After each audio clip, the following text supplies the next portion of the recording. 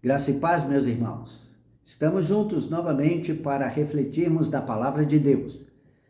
Esse mês de fevereiro de 2004, nós estaremos tendo uma reflexão juntos no livro ou na carta de Paulo aos Efésios. É uma das cartas escritas da prisão, como também Filipenses, Colossenses e também Filemon. Carta aos Efésios. Eu sei que muitos cristãos e muitas pessoas que eu conheço têm uma escritura, um texto na Bíblia que fazem diferença para as suas vidas, que foram de alguma forma especial para eles, né? Dentro desse ranking, nós poderíamos citar o Salmo 23. Muitas pessoas têm o Salmo 23 no coração, sabem até de cor. Alguns outros têm o Salmo 91. Eu, no livro de Salmos, tenho o Salmo 119. O Salmo 119 sempre me chamou muito a atenção, especialmente pelo fato de que aponta para os absolutos que nós não podemos negociar. E neste caso, a palavra de Deus, os estatutos de Deus, os mandamentos de Deus são sempre focalizados no Salmo 119. No Novo Testamento, a carta de Paulo aos Efésios faz uma grande diferença para mim, a maneira como eu sou, a maneira como eu fui formado, especialmente nos princípios da palavra de Deus. Então eu amo esta carta e já meditei nela muitas vezes. Então, nesse tempo, eu gostaria de compartilhar com os irmãos algumas mensagens práticas diretas que eu vejo, que eu aprendi no livro, né? Ou seja, na carta de Paulo aos Efésios.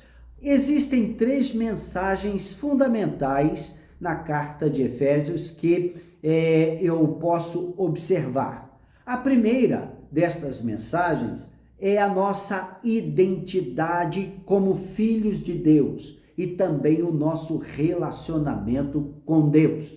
A segunda mensagem é a nossa responsabilidade como filhos de Deus e como nós devemos andar e agir de acordo com a vontade do nosso Pai, do nosso Senhor aqui neste mundo. A terceira mensagem que eu vejo nesta carta é como nossa postura deve ser em face ao inimigo. Alguns chamam isso de batalha espiritual, e que na realidade é um enfrentamento das trevas contra a luz, ou seja, a luz contra as trevas, e que nós vemos claramente se manifestando todos os dias em todos os setores da sociedade. Qual é a postura do cristão em relação a esta oposição? Nós fomos libertos e tirados, aqui claro, estamos numa linguagem figurativa, deste mundo. Já não somos mais deste mundo, nós pertencemos ao reino dos céus. Nós fomos transportados do império das trevas para o reino do Senhor Jesus, né? Como nós vemos lá em Colossenses no capítulo 1. Então, somos ou nos tornamos cidadãos do reino dos céus. Então, nesta nossa primeira reflexão, nós vamos focar principalmente o capítulo 1 e o capítulo 2, que tem a ver com a nossa identidade em Cristo. Paulo, no capítulo 1, ele procura afirmar bastante quem os efésios eram no reino de Deus e no corpo de Cristo. Entendamos que Paulo estava preso, foi o seu primeiro aprisionamento em Roma, isso foi meados do 1º século, né? E ele, da prisão, desenvolveu, ou seja, ele escreveu essas 4 cartas, Efésios, Colossenses, Filipenses e Filemon, e mandou para essas igrejas. E todas elas têm ensinos bem interessantes, mas a carta aos Efésios, diretamente direcionada a esta igreja que estava numa cidade muito complicada no sentido espiritual, com uma permissividade moral muito grande e também num complexo espiritual, culto à deusa Diana e assim por diante. Então, essa igreja precisava de fundamentos muito sólidos e especialmente no contexto da identidade. Nós sabemos, pelos dias que nós estamos vivendo, que um dos problemas maiores que nós enfrentamos na sociedade hoje, especialmente entre as gerações mais jovens, é um problema que tem a ver com a identidade deles. Muitos não sabem quem são, né? Estão procurando, estão vagueando, estão à deriva nesse contexto, e isso gera uma insegurança muito grande nas suas vidas, na personalidade, nos seus relacionamentos. Isso reflete em todas as áreas fundamentais da nossa vida. Quem nós somos? Isso é uma pergunta extremamente básica para desenvolvermos os dons, habilidades e até os projetos que nós temos na nossa vida, e que muitos desses têm a ver com a vontade de Deus. Então, saber quem é faz uma grande diferença nesse contexto. No reino de Deus não é diferente, nós precisamos focar isso. E Paulo se atém, nesses 2 primeiros capítulos, a afirmar a identidade dos irmãos lá em Éfeso, afirmando para eles quem eles se tornaram em Cristo, né? E ele começa no capítulo 1, logo no primeiro verso, dizendo que esta carta dele era endereçada aos santos e também fiéis em Cristo Jesus. Nós vemos isso no capítulo 1, verso 1. Mas não é só isso. Ele mostra, a partir de então, o que significa na prática e principalmente no contexto pessoal de cada um deles ser parte da família de Deus, né? Então, nós vemos abençoados com toda sorte de bênçãos espirituais. Isso está lá no verso 3, né? Isso é uma coisa tremenda, maravilhosa, que Paulo estava dizendo para eles. Olha, vocês passaram a ser abençoados no mundo espiritual. Isso era diferente de todo o contexto que eles viviam antes. Escolhidos antes da fundação do mundo. Verso 4, nós vemos Paulo falando sobre isso, né? E está escrito assim: ele nos escolheu nele, antes da fundação do mundo, para sermos santos e irrepreensíveis perante ele. Perante o Deus que tudo vê, perante o Deus que tudo conhece, perante o Deus que sustenta todas as coisas pela sua própria vida. A vida vem de Deus e é sustentada por Deus, e neste caso, ali Paulo estava manifestando que o plano de Deus, desde o início da criação, era ter homens e mulheres que possam refletir a sua imagem, o seu caráter neste mundo. E isso não tem a ver com algumas pessoas, poucas escolhidas, mas todos foram escolhidos nele, ou seja, a humanidade. E agora os efésios faziam parte deste grupo, escolhidos em Deus antes da fundação do mundo. Então isso era realmente uma maneira de afirmar quem eles passaram a ser em Deus. Também eles se tornaram predestinados para serem filhos do Deus Altíssimo, adotados por ele por meio de Jesus Cristo. Nós vemos isso no verso 5. E Deus esbanjou graça sobre eles, redimindo-os dos seus pecados, dos seus delitos. Isso mostra que não era mérito de qualquer um deles, mas o favor de Deus, o amor de Deus, demonstrado por cada um deles, como é também demonstrado por cada ser neste mundo. E nós todos conhecemos bem João 3,16, que mostra como que Deus amou esse mundo de tal forma que deu o seu Filho unigênito para que todo aquele que nele crê não pereça, mas tenha a vida eterna. Então, neste caso, Paulo estava aqui focando essa manifestação do amor de Deus diretamente sobre os cristãos na igreja em Éfeso, revelando a eles também o mistério da vontade de Deus em Cristo, manifesta em Cristo. Verso 9, nós vemos isso. Está escrito assim: desvendando-nos o mistério da sua vontade, segundo o seu beneplácito, para que ele propusera em Cristo.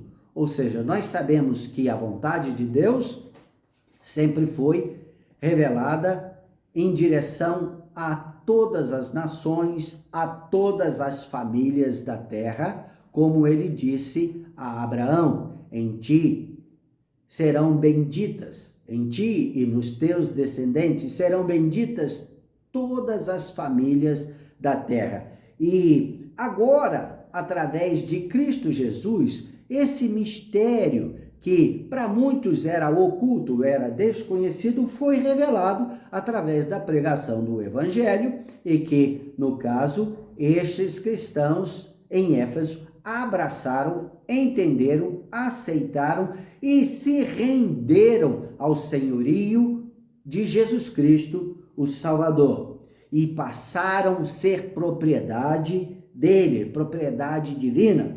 Foram selados com o seu Espírito.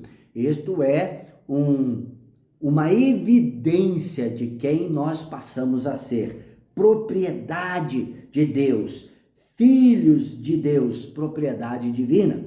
Os versos 13 e 14, Paulo focaliza isso. Está escrito assim: em quem também vós, depois que ouvistes a palavra da verdade, o evangelho da vossa salvação, tendo nele também crido, fostes selados com o Santo Espírito da promessa, o qual é o penhor da nossa herança, até ao resgate da sua propriedade, em louvor da sua glória. Isso mostra quem nós somos, selados, separados deste mundo, por causa do selo de Deus, o Espírito Santo, que ele fez habitar, nos cristãos. Ali, no caso, a focalização era a igreja em Éfeso. Mas também não era uma coisa que ficaria só ali. Aqui diz que até o momento que ele vai vir e tomar posse desta sua propriedade. Isso mostra o que está por vir, o que nós aguardamos, e que nós chamamos da redenção deste mundo, quer dizer, a separação total de tudo aquilo que é contrário ao caráter, ao amor e à santidade de Deus. Então, no capítulo 1, Paulo faz várias vezes estas menções de quem nós somos, ou seja, quem nós nos tornamos como filhos de Deus. É uma afirmação da nossa identidade em Cristo, filhos, filhas de Deus. Nós precisamos muito disto hoje, nos nossos dias. Então, esta é a relevância desta carta, não apenas para a igreja aqui naquela época, lá em Éfeso, mas também para todas as igrejas em todos os séculos, em todo momento, o avanço da igreja, o avanço do reino de Deus, trazendo milhares e milhares de pessoas para o corpo de Cristo. Sempre nós teremos a necessidade de sermos afirmados em quem nós somos, porque esta é uma das estratégias de Satanás minar a nossa confiança em nós mesmos e também no Senhor. Lembra da tentação de Jesus no deserto?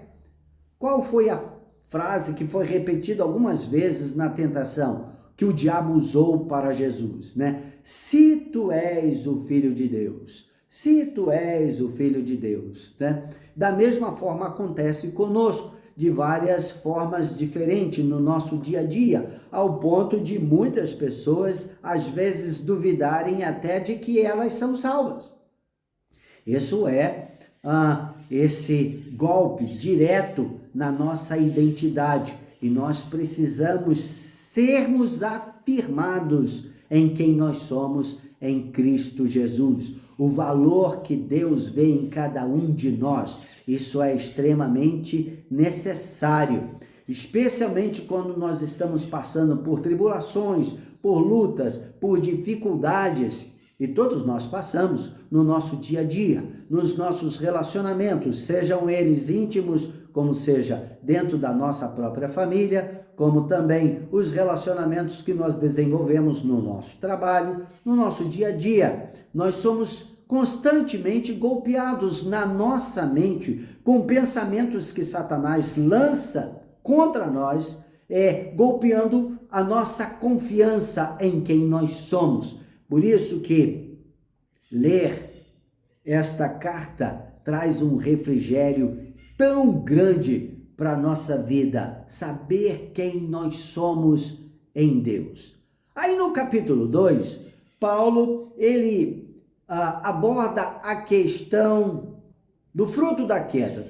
Todos nós fomos atingidos pela queda. O que aconteceu lá no Éden com Adão e Eva, e estabeleceu critérios a partir dali para frente, né? Então, a descendência de Adão e Eva, depois da queda, antes nós não temos nenhuma evidência de que eles tenham tido filhos, que eles tenham gerado filhos antes da queda. Então, toda a genealogia que nós vemos a partir de Adão e Eva foi pós capítulo 3 de Gênesis, pós-queda. E eles geraram segundo a sua própria espécie, aquilo que eles haviam se tornado, caídos da graça de Deus, caídos da glória de Deus. Eles perderam aquele primeiro contato, aquele primeiro impacto da criação, o refletir a glória, a santidade, a pureza, o amor de Deus. A partir de então, as coisas ficaram muito mais difíceis para eles e também para toda a natureza que sofreu as consequências da desobediência. Então, eu não posso dizer de maneira nenhuma, eu nem concordo com essa doutrina de que nós nascemos em pecados. O pecado é uma escolha. O pecado é uma decisão, uma intenção do nosso coração, ou seja, do nosso livre-arbítrio. Nós nascemos sim com o peso da queda. Então, esta inclinação para andar segundo os nossos próprios caminhos, e nós precisamos desde pequeninos sermos ensinados no caminho da justiça, no caminho do amor, no caminho da paz. E é isso que nós aprendemos nas Escrituras, especialmente quando ela diz: ensina a criança no caminho que deve andar, e ainda quando for velha não se desviará deste caminho. E isso é uma responsabilidade dos pais, de ensinar desde pequenininho seus filhos o caminho da justiça, tendo a sua própria vida como exemplo, como plataforma que ecoa o discurso de ande naquilo que é o certo, faça aquilo que é o certo.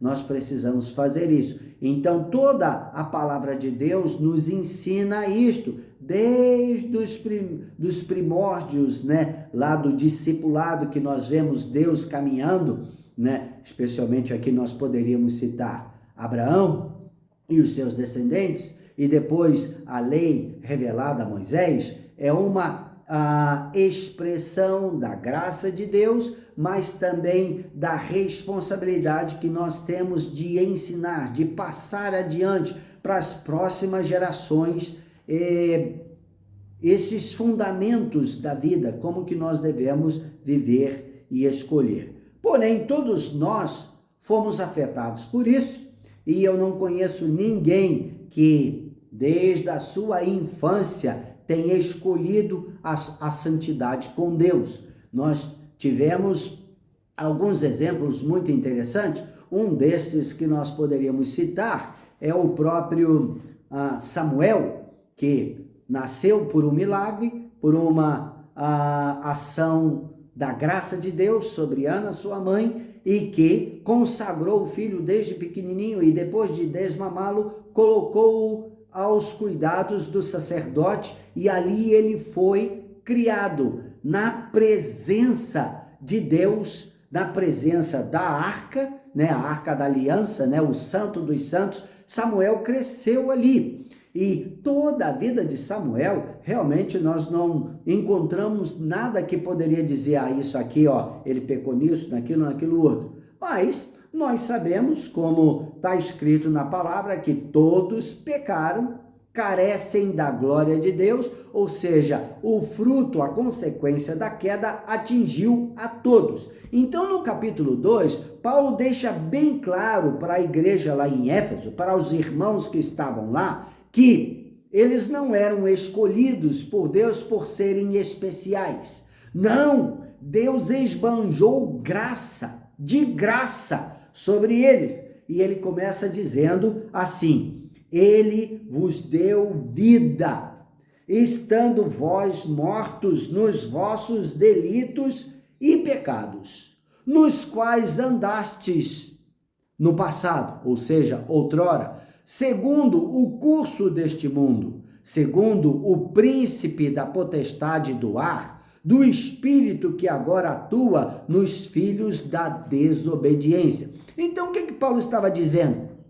Olha, vocês se tornaram filhos de Deus. Vocês são, sim, parte destes todos que Deus escolheu antes da fundação do mundo. Mas isso não tem nada a ver com o mérito de vocês. Na realidade, vocês estavam mortos e condenados pelos vossos próprios pecados, pelos vossos próprios delitos que vocês cometeram contra Deus, contra si próprio e contra o próximo. Então não tem nada a ver com isso. Mas Deus nos amou de tal forma, Deus amou a vocês de tal forma que ele enviou Jesus. Ele enviou o recurso vindo dele próprio. Aí no verso 3 ele diz: entre os quais também todos nós, aí ele se inclui,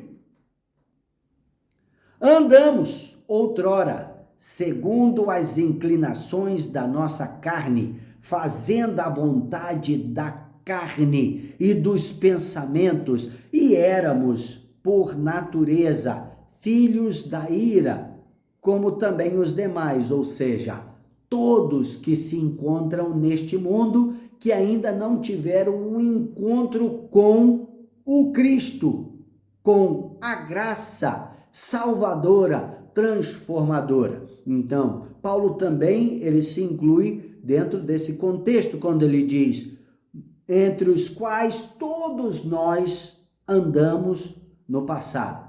Olha, presta bem atenção, andamos no passado e não andamos agora, né? Aí, ele aqui faz uma exposição do amor de Deus, da graça de Deus, da salvação que essa graça gerou. A partir do verso 4, ele diz, mas Deus, sendo rico em misericórdia, por causa do grande amor com que nos amou, estando nós mortos em nossos delitos, ele nos deu vida juntamente com Cristo. Pela graça sois salvos. e juntamente com ele nos ressuscitou e nos fez assentar nos lugares celestiais em Cristo Jesus. Olha que tremendo, isso faz parte da nossa identidade em Cristo. Tudo aquilo que Paulo asseverou, ou seja, afirmou na vida dos cristãos de Éfeso, no capítulo 1, agora ele está repetindo, porém com uma focalização específica no amor de Deus, na graça de Deus, ou seja, a razão, a justificação de sermos salvos, de estarmos aqui, no caso, agora, assentados nos lugares celestiais, com Cristo, ou seja, acima das circunstâncias deste mundo, que jaz no maligno, que aqueles que estão neste mundo, segundo o curso deste mundo, eles vivem segundo essas circunstâncias, eles estão totalmente sujeitos a tudo aquilo que acontece aqui. Não é o caso de uma pessoa que morreu, por causa dos seus delitos e pecados, em Cristo Jesus, mas ressuscitou em Cristo Jesus, como nós aprendemos que significa o batismo. Nós morremos com Cristo, ressuscitamos com Cristo. Então, Paulo está asseverando a eles aqui o poder desta graça que nos salvou. E ele chama a atenção para o plano original de Deus, que está lá no verso 9 e 10, quando ele diz, olha, não é por obra alguma que vocês fizeram ou possam fazer que esta graça foi disponibilizada para vocês. Por quê? Somos feitura dele, criados em Cristo Jesus. Isso ele está se referindo à criação lá no início, o plano original de Deus, para as boas obras, as quais Deus de antemão preparou para que andássemos nela. Ou seja, a expressão de bondade, de fazer aquilo que é o certo, de andar em harmonia com o significado de amor e santidade. Isso faz parte da nossa estrutura que Deus criou lá, que Deus idealizou, que Deus pensou antes da fundação do mundo. Como Paulo citou no capítulo 1, verso 4, assim como nos escolheu nele, antes da fundação do mundo, para sermos santos e irrepreensíveis perante ele. Então, não tem nada a ver com aquilo que nós produzimos, não tem nada a ver com aquilo que nós temos, não tem nada a ver com dons ou habilidades, tem a ver unicamente com o amor de Deus, com a graça de Deus, dispensada sobre cada um de nós, cada um daqueles que são salvos, como é o caso de Paulo aqui dirigindo-se à igreja em Éfeso, Então, nós precisamos lembrar disto. Isto aqui é parte fundamental da nossa fé. Nós não temos como ter uma vida vitoriosa sem entendermos quem nós somos em Cristo Jesus. Qual é a nossa identidade nele? Algumas pessoas, eles ainda têm dificuldade com isso e por isso tentam viver uma vida sacrificial. Então, sacrifício é produzir literalmente obras, Então, Deus não espera nenhum sacrifício de nossa parte, porque não tem nada que nós possamos fazer que possa atrair de uma maneira especial o amor dele, o favor dele, a graça dele para conosco. Não! Tudo está centrado na pessoa dele próprio, revelada em Cristo Jesus. Então, o que Deus espera de nós é o que todo pai espera também dos seus filhos. Uma atitude de obediência, uma atitude de entendimento que o Pai, ele ama. O Pai está pronto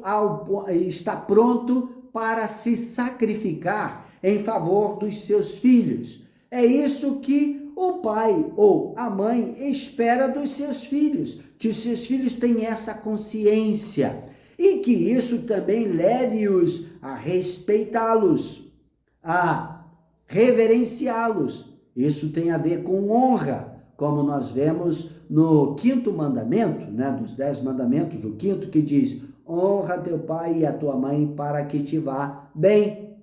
Então, os pais esperam isso dos seus filhos. E isso é nada mais, nada menos que uma fluência daquilo que Deus espera de cada um de nós, agora, filhos dele. Não é sacrifício, não, é obediência. Esta é a base da nossa fé, é a base do nosso relacionamento com Deus, né? Agora, não significa que nós temos que viver uma vida assim, sem produzir nada. Não, nós devemos ser produtivos em tudo aquilo que nós fazemos, especialmente na nossa caminhada por fé. A nossa vida precisa ser produtiva. Agora, essa produção, essa produtividade não tem nada a ver com sacrifício, tem a ver com entendimento de quem nós somos. Nós somos filhos de Deus e Ele espera que nós sejamos co-criadores com Ele. Então, ministério não é um sacrifício, é um trabalho de obediência, de se colocar à disposição de Deus para ser parte da resposta dele a este mundo, através da nossa própria vida. Então, tudo que nós produzirmos, até aquilo que algumas pessoas chamam de consagração, como, por exemplo, jejuns, isso é um sacrifício. Não, isso deve ser uma atitude de buscar aperfeiçoar-nos no nosso amor para com ele. Como nós podemos servi-lo, agradá-lo melhor com a nossa vida, com a nossa atitude. Isso é uma expressão de amor e de honra. Não tem nada a ver com merecimento ou buscar ser. Eu quero ser especial, eu quero chamar a atenção de Deus para mim. Não, Deus te ama por quem você é. E quem você é? Filho dele, amado por ele. Ele pensou em você, ele te amou tanto ao ponto de ir atrás, de correr atrás. Nenhum de nós, de livre e espontânea vontade, procuraríamos a Deus. Não, nós não temos esta inclinação desde a queda. É por causa do Espírito dele, do amor dele para conosco, que nós nos achegamos a ele. E isso não tem nada a ver com merecimento, tem a ver com a sua graça. Então, vamos ficar por aqui no capítulo 1, no capítulo 2, né? Teríamos mais alguma o capítulo não termina no verso 10, como nós lemos aqui, mas ele continua falando sobre inclusão, falando sobre as barreiras da separação, da inimizade, que tudo foi destruído em Cristo. Agora, como novas criaturas, essa identidade de filhos nos aproxima dele, da sua família, do seu reino.